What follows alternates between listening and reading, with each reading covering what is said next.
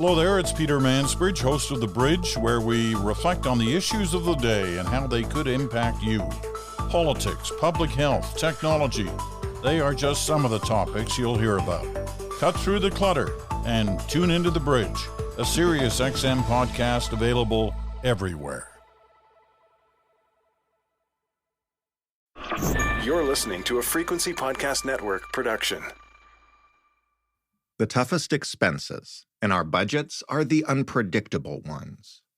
You can't simply put the money aside and plan for them, because it's never the same amount. Now, more and more these days, everyday items can feel that way. But utilities always are that way, because there's simply no way to use the same amount of electricity, water, or heat in a given month. Never mind that climate change now means you can't even say with certainty that January will be colder than March or November. So if you can't predict the total, what can you do in your own home to keep your heating bills as low as possible? That's this week on In This Economy. Hi, Jordan. I'm absolutely loving the new show. Something I would be thrilled to have you explore is, how do I heat my home in this economy? The voice you're hearing belongs to Joe. He's the lead producer of our other show, The Big Story. Joe is reading an email on behalf of a listener named Matt, who lives in Nova Scotia. Matt wrote to us explaining that he is struggling to keep up with the cost of heating his home. He's got a lot of questions. What am I and others likely doing wrong with our furnace, heat pump, wood stove, baseboard, all that stuff that's making our homes less efficient? Is it just as simple as opening my blinds during the day and closing them at night?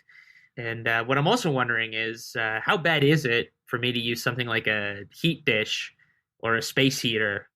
But at the end of the day, what Matt really wants to know is this. Should I just be accepting that wearing a winter coat indoors is appropriate in this economy? The era of climate change may have given us more inconsistent winter temperatures, but it's still Canada, it's still cold, and our heating bills remain hot. According to Natural Resources Canada, in 2021, space heating cost the average Canadian homeowner more than $1,100 a year. That's more than half of the amount people spend on energy. And those bills have been on the rise. Last winter, Yahoo Finance conducted a cross-country survey that found nearly 3/4 of Canadians reporting higher energy consumption costs. Matt's one of them, I'm one of them. If you're listening to this, you probably are too. In fact, many people across Canada have taken or have seriously considered more drastic measures to stay warm. Last October, a Statistics Canada survey on energy use revealed that 1 in 7 Canadians had spent money they otherwise would have used for things like food and medicine to keep their heat on. Meanwhile, 1 in 10 households reported they had been late or unable to pay their energy bills in the past year due to higher energy prices. Now listen, if you're like me, you know that your heating bills get higher in the winter months, but the fluctuations over those months are largely a mystery. Was it just extra cold outside? Did someone leave a window open for a while? Did we just forget to turn the thermostat down at night? Who knows, but this month it's more. Whether you have a furnace, a boiler, a heat pump, or something else entirely that keeps you warm, very few of us actually know why our heating and cooling systems cost as much money as they do, and whether or not we can do anything to make them run more efficiently. But thankfully, we found somebody who does. I'm Jordan Heath Rawlings, and you're listening to In This Economy. This is the show where we help you understand the systems that create our money problems. We tackle everything from marriage to grocery bills to credit card debt, mortgage rates, and the climbing costs to heat your home in the winter and cool it in the summer. Now, in each episode of this show, you'll hear from a listener like Matt, who faces a financial challenge, And we'll go to an expert who knows that area of the economy well enough, not only to explain why it happens that way, but to offer us, if not perfect solutions, then adjustments or tips and ways to work towards what we're aiming for, even in this economy.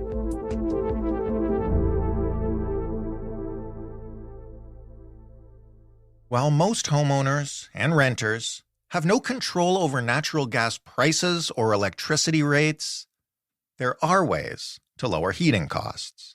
If you find that the air in the house is stuffy, sometimes that could indicate that there's not adequate air exchange happening. That means the house has been sealed too tight.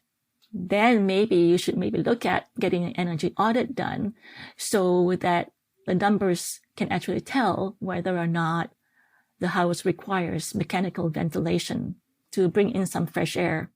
This is Violet Kopperson. She is a registered home energy advisor at Windfall Ecology Centre in Aurora, Ontario.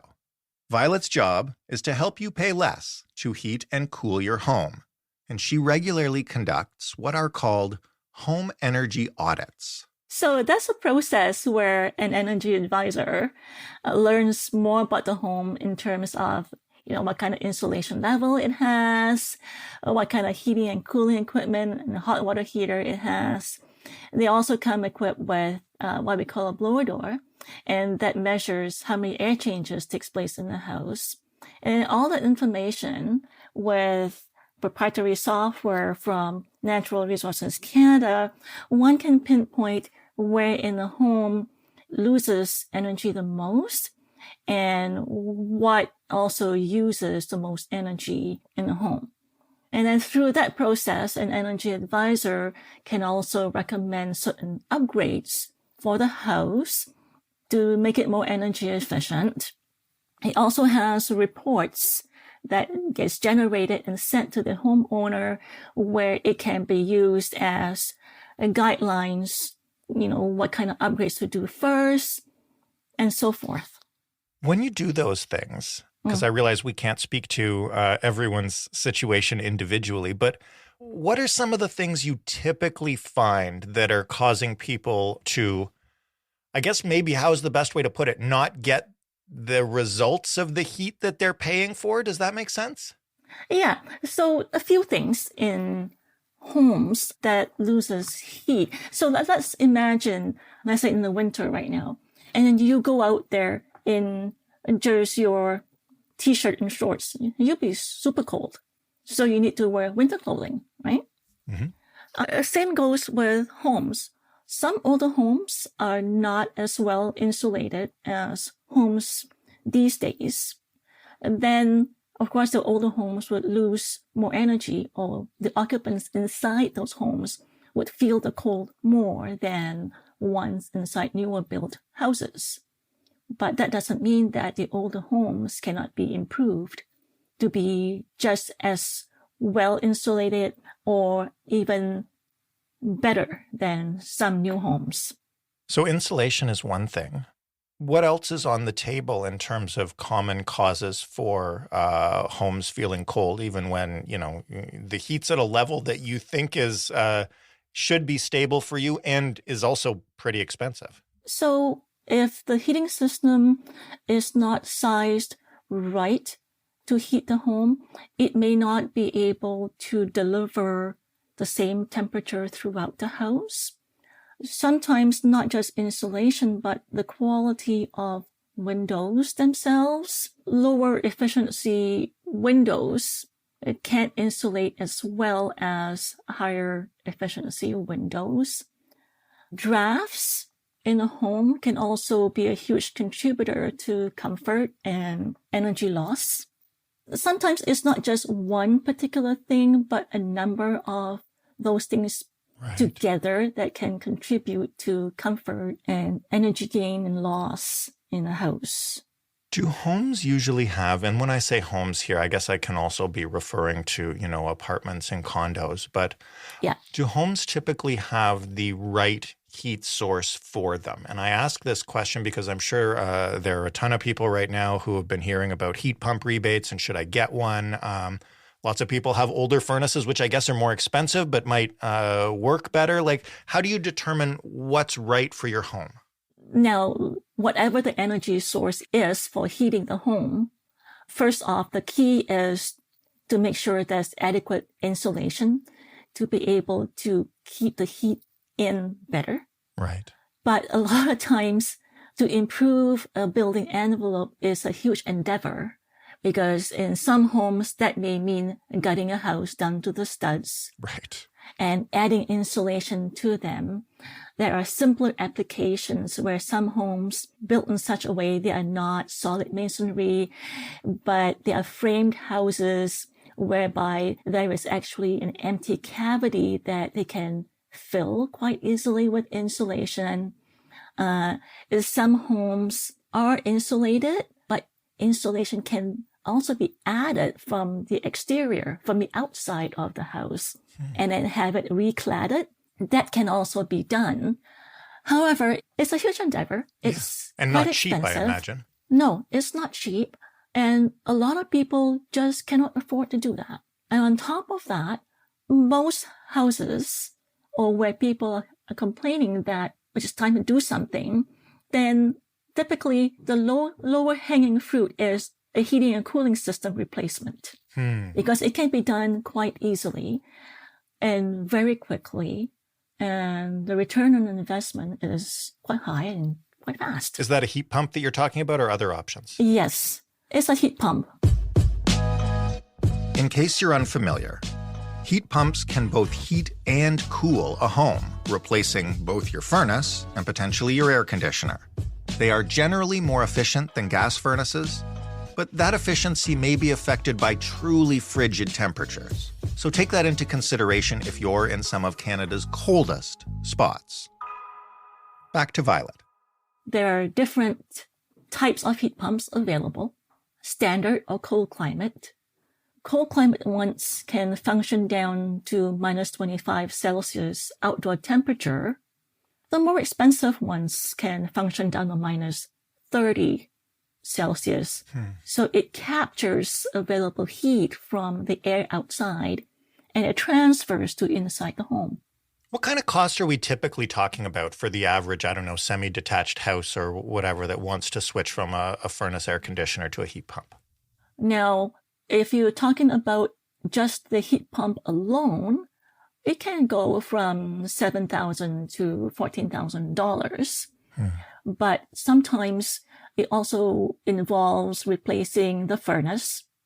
So it's the entire system. And that can run anywhere between $10,000 and $22,000 for the average size home. Wow. Yes. There are rebates involved, but that's still really expensive. Yes. But if you compare replacing the entire system with a heat pump against the traditional furnace and air conditioner, it's really not much different after rebates. Just one more quick sidebar. Yes, I am aware that is a lot of money, and I can't afford to do this either right now. But the rebates are substantial. The federal government has recently offered to cover up to $10,000 towards home efficiency upgrades, and that's on top of helping you cover the cost of getting a home energy audit like the ones Violet conducts. Okay, for real now, back to Violet. You'll be looking at around 250% efficiency compared to 100% efficiency from traditional electric furnace. It's huge. In the long run, how much money can that save? And like if somebody's listening right now and trying to do in their head, the cost benefit analysis, you mentioned it can cost, $10,000 to $20,000 to do this whole retrofitting. But how much money are we talking about, especially during the winter months, the difference between those efficiencies? There was a study done. So for the average home, if you're going from electricity, like 100% electric resistance to a heat pump, you're talking about a 50% reduction in cost based on today's prices. Oil, similar. Propane, around 45 to 48%. So quite significant difference. On top of that is also less emissions going from whatever you currently have to a heat pump for heating and cooling. If somebody's listening to this now and they're hearing, how much that'll cost, and like, well, there's no way I can do that. There's no way I can take my home down to the studs and add insulation. What are some of the behaviors or some of the things that people do that can contribute to having a poorly heated home or a well-heated home, or even just the cost in general of heat and energy?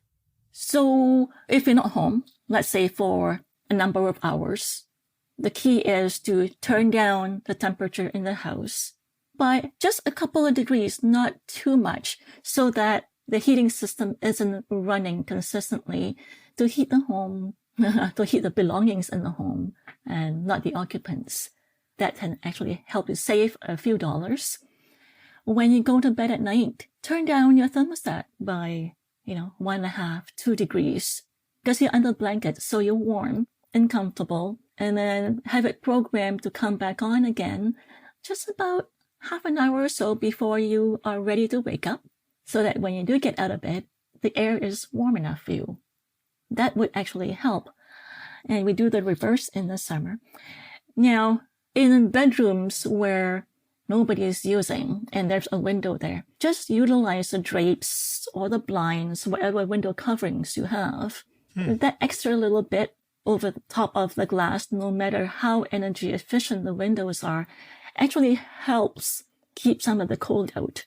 And when the sun actually beats on the window and is shining in, then you want to open it up to allow some of the sun's rays to give you some free heat. And then you do the reverse in the summertime. You really want to keep the sun out.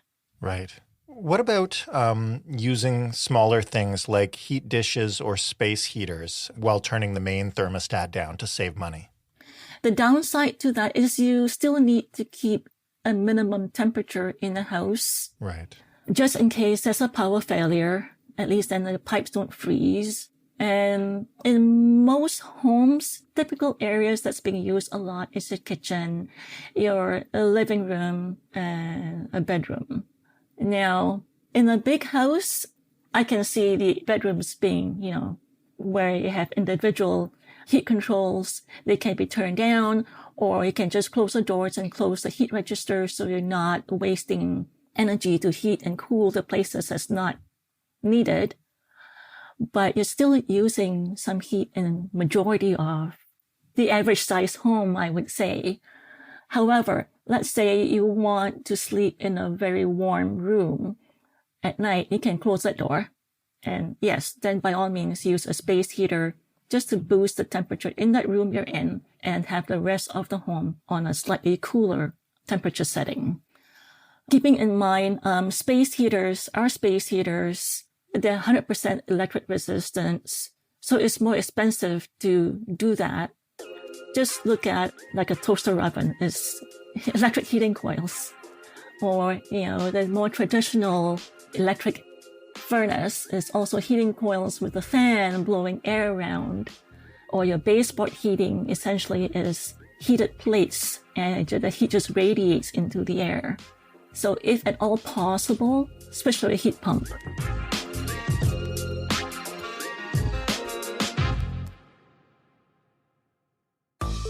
Hello there, it's Peter Mansbridge, host of The Bridge, where we reflect on the issues of the day and how they could impact you. Politics, public health, technology, they are just some of the topics you'll hear about.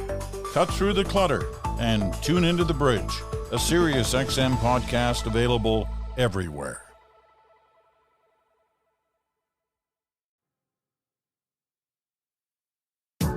Let's talk about where to begin practically. Someone's listening to this, they've decided, you know what, I probably should have an audit done. How do you arrange that, and are they expensive?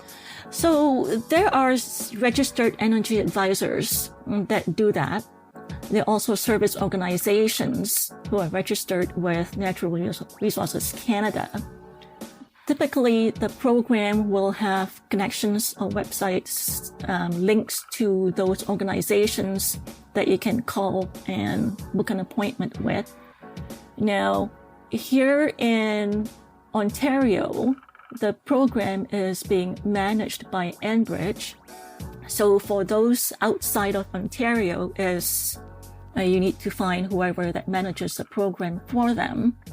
Now, here on Enbridge's website, they actually do list out the list of organizations with contact information that you can reach out to. As to typical cost for the average size home, you're looking at $500 for the first pre-energy audit, and the post-energy audit was around $250, and these are before tax. The federal incentive program currently rebates up to $600 toward the audit fees once the participant have completed at least one qualifying upgrade. Interesting. So if they do take action on it, they save money. Yes, they do. So far, we've talked a lot about people who are lucky enough to own their homes or their apartments. What about renters? And before we get into the audit and improvement talk with renters, what do renters need to know about what's required in their homes over the winter or over the hot months of the summer in terms of energy and heating and cooling? Now, are these renters paying for the heat themselves, or are the landlords paying for them? Because I've seen several different scenarios. Some renters are more conscientious about heating and cooling, and some are not. I think it's best to conserve whenever and wherever you can. Right. What about apartments where the renter is supposedly covered for heat and cooling, but it feels inadequate? What are your options? That I'm not sure of, with especially apartment buildings where central heating, where they have no control whatsoever over the settings. Right. But my understanding is those rentals are mandated by law to keep a minimum temperature for heat in the winter. Mm-hmm. In fact, I've been to some places where it's actually so warm in there. Some tenants actually had to open windows to let some fresh air in and some cool in because they can't turn the heat down. Oh, there are some old buildings that are crazy. I used to live in an apartment building that one side faced directly to where the sun set and the other side was blocked by other buildings. So you would have during the winter, one side that was so hot that people had their windows open and the other side who was like, turn up the central heating. Yes. Unfortunately, in those cases, because you have no control over the building envelope themselves, what you can only do is, what can I do to the window? I mean, you have the highest energy loss is through the piece of glass. Right. Can you install some thermal window coverings to minimize that cold? Can you throw a rug on the floor? Yeah. What if somebody is renting, whether or not they pay for their own heat, and they want to get an audit done? Are they allowed to do it? Does the owner have to request it? What's that process like? Now, there are rebate programs. That depends on the program themselves, whether or not they will provide rebates for rental properties or not. It really differs from province to province. Enbridge does provide rebates for single-family homes that are rentals, but the audit is arranged by the landlord, not the renter. And so they have to request it and make sure that they go through with it. Yes. And, this is a really, one would hope that the tenant and the landlord have a good relationship. Right. One would always hope that, I guess. Yeah. And, you say, hey, you heard that there is a rebate program available, let's say to top up the attic insulation or to replace the heating system. And really, the furnace is really quite old and very inefficient. I'm really spending a lot of money right now to heat my home. Right. Is it possible to do these improvements since there are rebates? Have a chat with the landlord, point out that there are rebates available. And not only that, it also increases the property value. And on top of that, you'll have a happy tenant. Right. What about, and this is, I think, the last thing I want to get at, for people who are either unable to or can't afford to arrange an audit themselves. Do you have a self-checklist? Do you have things that you tell someone when you're describing the process to, walk through their house and maybe do, just to give them a sense of how well they'd perform in an audit? With self-checks, typically is, what can I do to be more comfortable here? If you have older windows, any kind of windows, just have some window coverings. If you own a home and you can actually do something to make some improvements, then look at the age of your existing heating system. If it's older, then be prepared that you might need to come up with a replacement at some point in time. And you could essentially, let's say for a gas furnace, high efficiency gas furnace typically have an average useful life of about 15 years before it either needs to be repaired or it needs to leave the house and be replaced by something else better. If you just bought a house and you don't know, have no idea of the age, the spec plate on the furnace is typically located inside the unit. It has a little door. You just open the door and look inside where it has the model and serial number of the unit. You can actually look it up online. Just Google up, how do I figure out the age of my furnace using the serial number? And there's guidelines on who makes it and what number on a serial number tells you the approximate year it was manufactured. And that'll give you some idea. Now, all forced air heating equipment have a filter, an air filter. That filter needs to be replaced every couple of months, 2 to 3 months, just so that, the filter actually filters out the dust that's moving in through your air before it hits the furnace and so forth. If that filter is clogged, it reduces the efficiency of the furnace. You don't want that to happen. So those are some of the self things that you can do and maintain it that way. If you find that there's inconsistent heating, let's say your one part of the house is actually a lot colder than another part of the house, then is there actually an air leakage in the area? One way to find out is close all the other bedroom doors and turn on all the exhaust fan in the house, and then feel from that room that it's actually cold if there's actually an area where there's draft coming in, and whereby you can get a tube of caulking from a hardware store and caulk around either the windows or the baseboards, or, is there a hole in the closet that you weren't aware of? Those kind of things.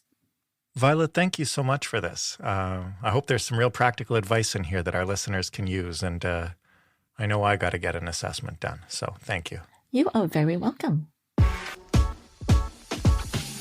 If you're now feeling inspired to lower your energy bills, but you aren't, like many of us, in a spot to buy a heat pump or gut your home to re-insulate it, here's what you can do. First, and this makes me sound like the biggest dad of all time, but if you've got access to your home's thermostat, get in the habit of adjusting it. If you're going out for the day, or even just for a few hours, turn down the temperature by a couple of degrees so that heat isn't constantly running while you're away. You can do the same before you head to bed and just rely on your duvet to make up for those 2 or so degrees. And in the morning, bring it back up to your resting temperature, or, just wear a sweater.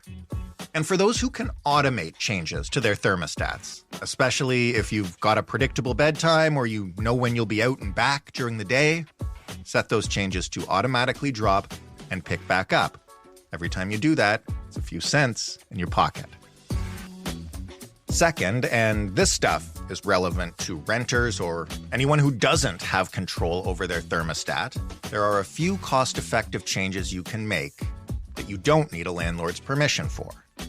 Getting drapes or other coverings for windows, especially if those windows are not energy efficient, can actually help keep the heat in.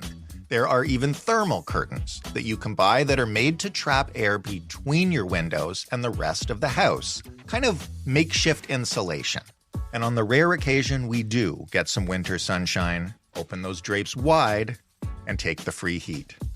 Also, if you happen to have ceiling fans, you can change the direction of your fan so that it is rotating clockwise. Since heat rises, this will help push that rising warm air back down into your living space. If your floors aren't carpeted or already covered in decorative rugs, consider investing in some. Rugs can add an insulating layer to floors, which helps them retain heat, and this is especially worth the investment if you've got older wooden flooring. If you do happen to have a good relationship with your landlord, and you think they would be able to get all this and maybe even more done for you, then save yourself the trouble and ask them to buy some rugs, change the drapes, keep the heat in. Tell them it'll save them money in the long run. Finally, if you're looking to make more substantial changes, long-term things that still stop short of gutting the house, you can consider upgrading your system to a heat pump. If not that, and you're looking for something substantial but cheaper, get a professional energy audit done on your home. I can tell you all about the tips and tricks from YouTube and everywhere else, but experts like Violet will be able to tell you exactly what you can do to make your place specifically warmer in the winter and cooler in the summer. If you're able to find the cash either for the heat pump or the audit, the federal government does offer rebates. For those audits alone, $600 is being offered towards that fee, and for the renters wanting an audit, make sure to mention the rebates when you make the pitch to your landlord. And again, listen, we know landlords sell them on the fact it is saving them money. I will say thank you one last time to Violet for taking us through a home energy audit and providing so many tips for renters and homeowners and me personally. And thank you to Matt for writing to us about the rising cost of heating our homes. By the time you hear this, winter will be almost over, so listen, you've got time to plan for the next one. If you would like to share your money problems like Matt did and get some advice from an expert like Violet, then of course we want to hear from you. We will find somebody who really gets it to talk with us. You can email us anytime. The address is hello@itepod.ca. And if you'd rather talk it out, you can leave us a voicemail at 416-935-5935. And please remember, if you want to actually hear back from us, you don't have to leave your real name, but we do need your real phone number or email address, or you're just lost to us forever. If you want more of In This Economy, we want to keep making it for you. In order to do that, we need your support. The best way to do that is by finding this show in your favorite podcast player and rating and reviewing it, telling everyone how much you like it and how relevant it is. If you are a social media person, we are on both Instagram and TikTok at In This Economy Pod. And finally, tell a friend about us. Tell a friend about us, especially if you think they're struggling with a money problem we can help with. If they're not struggling with a money problem we can help with, just tell them it's a good show. Listen, we read every email, we listen to every voicemail, we take your feedback seriously, and we want more of it, and we're always appreciative when we do hear from you. I am your host and your executive producer, Jordan Heath Rawlings. This episode was written and produced by Ali Graham. Our showrunner is Stephanie Phillips. Sound design was done by Robin Edgar. Mary Jubrin is our digital editor. Diana Kay is our manager of business development. And together that makes us the Frequency Podcast Network, a division of Rogers. Thanks once again for listening. We will talk to you next week on In This Economy.